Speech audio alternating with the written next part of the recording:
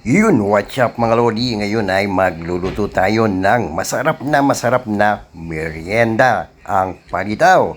So ito na nga mga Lodi at nagpakulo na ako ng tubig at syempre pinakulo ko na yung mga palitaw natin at ito yung kasabihan. Pag halimbawa daw lumitaw na ang lahat ng palitaw ay ready to cook na, luto na sila. Ayan, eto na.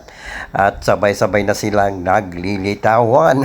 Kaya pala, palitaw ang pangalan mga Lodi. Kapag lumitaw na ang mga palitaw, pwede na silang kainin. So ayan na nga mga Lodi, sabay-sabay na silang naglilitawan.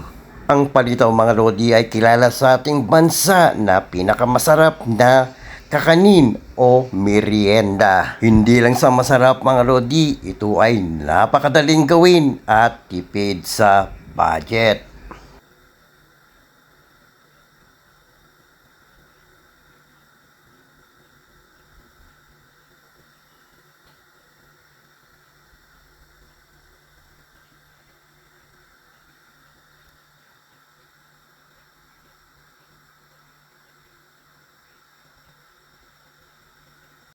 So ito na nga mga Lodi ay halos lumitaw na lahat ng ating palitaw. So pwede na silang hanguhin.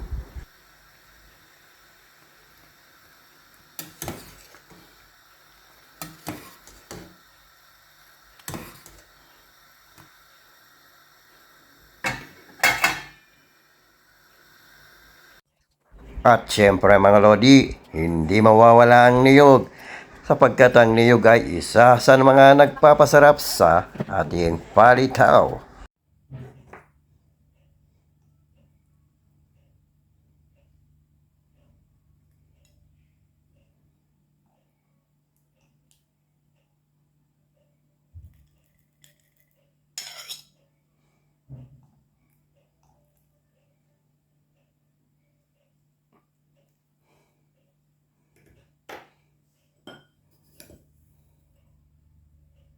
At syempre mga Lodi, hindi mawawala ang sesame seed at saka asukal.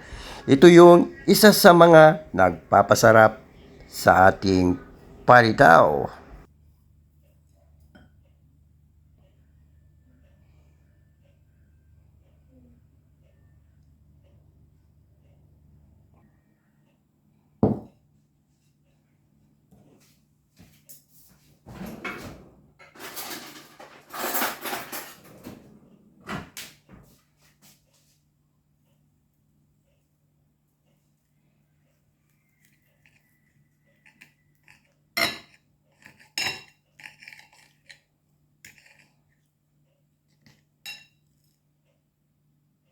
Wow! Yummy mga Lodi! So ano pa ang hinihintay nyo? Magpalitaw na tayo!